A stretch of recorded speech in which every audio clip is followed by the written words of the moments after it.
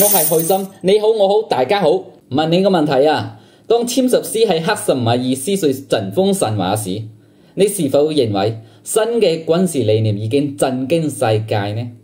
克什米爾山谷上空嘅硝煙尚未散盡，世界已經喺呢片海拔4000米嘅戰場讀懂咗21世紀軍事革命嘅終極答案。當印度空軍引以為傲嘅陣風戰機殘骸跌落喺冰川之間，當巴基斯坦飛行員透過暹十斯嘅顯射屏顯目擊敵機喺200公里外化為火球，呢場持續72個鐘嘅空中對決徹底撕碎咗舊時代嘅戰爭神話。新德里使咗88億美金砌出嚟嘅萬國牌武器庫，喺成體系嘅信息化作戰網絡面前，就好似細路哥嘅積木玩具。法國提供嘅雷達探測距離比對手短60公里，俄羅斯導彈嘅射程唔夠中方裝備嘅2/3。以色列嘅電子對抗系統甚至連預警機發出嘅壓制信號都捕捉唔到。呢場仗嘅勝負喺第一枚導彈發射前就已經注定。中國軍工體系斷袖嘅精控打平閉環，令印度高價採購嘅明星裝備淪為信息孤島，好似蒙着眼嘅角鬥士闖入激光製鬥嘅殺銳場。現代戰爭嘅殘酷性喺烏克蘭平原得到另一種詮釋。曾經令歐洲震懾嘅鋼鐵洪流，依家只係泥濘嘅戰後生鏽。俄羅斯坦克集團嘅閃電突擊計劃，早喺基輔郊外嘅衛星圖傳到莫斯科總參謀部之前就已經破產。北約提供嘅商用級星鏈終端，令烏克蘭炮兵可以用咖啡廳嘅 WiFi 般嘅精度摧毀價值1000萬美金嘅 T90M。而俄軍引以為豪嘅伊斯坎德爾導彈，因為缺乏實時目標修正能力，將半數彈藥傾瀉喺早已廢棄嘅假陣地上。更令克里姆林宮難堪嘅係，呢場本應展示軍事復興嘅特別行動，最終演變成向德黑蘭乞討自殺式無人機、向平壤求救炮彈嘅生存遊戲。當瓦格爾僱傭兵喺巴赫穆特用鐵鏟同匕首進行白刃戰時，全世界都睇清咗一個事實：冇自主軍工體系同全域感知能力嘅軍隊，就算揸住核按鈕，都終究係泥足巨人。沙特嘅沙漠深處埋葬住另一個軍事神話。呢個日均石油收入16億美金嘅國家，每年將預算嘅25% 拎去國防，但始終唔夠將黃金轉化為戰鬥力。當也門胡塞武裝用3萬美金改造嘅穿越機突破愛國者防空網時，利雅得宮殿裏嘅將軍至發現，佢使咗540億美金買翻嘅導彈防禦系統，攔截率甚至不如貝都因無民用鐵絲網砌嘅物理屏障。更諷刺嘅係，沙特飛行員駕駛嘅 F-35戰機需要依賴以色列嘅技術支持，至維持到作戰。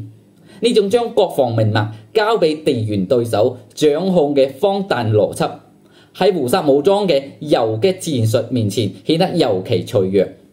當中國製造嘅直徑獵手激光系統喺利雅得上空燒毀第47架自殺式無人機時，呢個石油王國終於意識到，現代戰爭嘅勝負從來唔取決於武器標籤上嘅產地，而在於能否將技術裝備轉化為有機嘅作戰生態。印度嘅困境係軍事現代化命題嘅經典反例。呢個擁有140萬現役軍人嘅國家，每年進口嘅武器足夠武裝3個中等強國，但係克什米爾嘅雪峰之間暴露晒所有結構性缺陷。法國特索公司引以為豪嘅陣風戰機，因為缺乏配套數據鏈，要用飛行員肉眼識別敵我。俄羅斯提供嘅 S-400系統，由於軟件兼容問題，直到空戰結束都未能同印度國產預警機建立通訊。以色列嘅電子戰吊艙更係喺中國全頻譜壓制下徹底失靈。呢種砌圖式嘅建軍思維造成嘅惡果，係印度陸軍試圖啟動阿瓊坦克時達到頂點， 72% 嘅零部件需要進口，導致呢款研發40年嘅國產驕傲喺拉達克高原死火，成為巴基斯坦無人機鏡頭裏嘅絕佳靶標。當新德里宣布暫停從莫斯科採購新裝備時，國際觀察家睇到嘅唔係戰略自主，而係一個迷失嘅軍購迷宮裏嘅大國背影。美國嘅軍事機器仍然光明，但齒輪間嘅裂痕已經清晰可見。當福特號航母戰鬥群喺南海嘅巨浪中演練反介入戰術時，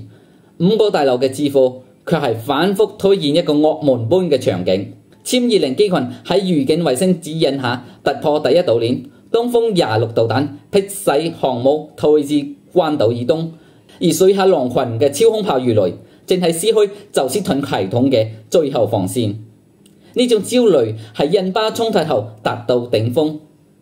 中國通過運20戰略運輸機向巴基斯坦投送嘅唔止係導彈同備件，更係一整套戰區內自主保障體系。相比之下，美國對烏克蘭嘅軍援越來越似一場絕望嘅輸血。標槍導彈需要3個月至送到前線，海馬斯火箭炮嘅 GPS 信號頻周干擾，而8月庫存嘅155毫米炮彈早已經見底。當雷神公司宣布重啟冷戰時期生產線時，華盛頓終於承認咗一個事實：支撐全球霸權嘅軍工複合體正喺東亞競爭對手嘅全產業鏈優勢前節節敗退。日內瓦湖畔嘅關稅協議簽署儀式，或者會成為新舊秩序交替嘅里程碑。美國貿易代表戴琪喺簽字時僵硬嘅笑容，同中國代表從容嘅揸筆姿勢形成微妙反差。呢份將中國商品關稅降至盟友級別嘅文件，與其話係經濟妥協，不如話係對軍事現實嘅戰略確認。當殲10C嘅戰績傳遍全球軍火市場，當福建艦嘅電磁彈射器成功完成第300次藍嘴機起航，5個大樓嘅決策者不得不接受一個現實：技術對差嘅護城河正喺觀河。更深遠嘅影響發生喺安理會閉門會議中，中美代表默契咁擱置咗關於印巴停火草案嘅分歧。俄羅斯投棄權票時迴避咗北京嘅目光，而印度特使嘅抗議聲浸沒喺走廊嘅竊竊私語中。呢種心照不宣嘅權力重組，比任何聯合聲明都更清晰咁勾勒出未來世界嘅輪廓。戰爭嘅本質正係發生基因層面嘅突變。當沙特親王們觀摩直直獵手燒毀無人機嘅藍色光束時，佢哋或者冇意識到自己見證緊能量武器時代嘅揭幕式。當烏克蘭士兵用手機軟件調整火炮仰角時，呢個畫面同二戰時期炮兵觀察員揮舞信號旗嘅場景形成咗跨越世紀嘅對話。而5個大樓嘅量子實驗室裏，科學家正係破解更危險嘅密碼。點樣讓 AI 指揮官喺毫秒間做出核反擊決策？喺呢片由算法、極光同硅基生命構成嘅新戰場，傳統軍事強權嘅榮耀同埋尊嚴，終將如同克里姆林宮紅牆上嘅坦克方陣，成為博物館裏嘅冰冷戰品。歷史仲係俾足警示人類，但好少人願意聽入耳。1991年海灣戰爭嘅系統對抗系統嘅理念，2003年伊拉克戰爭嘅網絡中心戰神話，通通喺2025年克什米爾空戰度揾到終極答案。當印度嘅陣風戰機喺火控雷達鎖定前就喪失反擊能力，當俄羅斯嘅王牌裝甲師喺烏克蘭農用無人機面前潰退，當沙特嘅皇冠盔甲被低成本無人機打到穿晒窿，一個冷酷真理浮出水面：現代戰爭早就唔係武器嘅較量，而係國家工業生態、科技創新能力同戰略人性嘅全面對抗。中美兩極格局嘅成形，只不過係呢場深層變革嘅政治顯影。將來嘅史學家或者會咁樣記載：2025年印巴衝突嘅真正意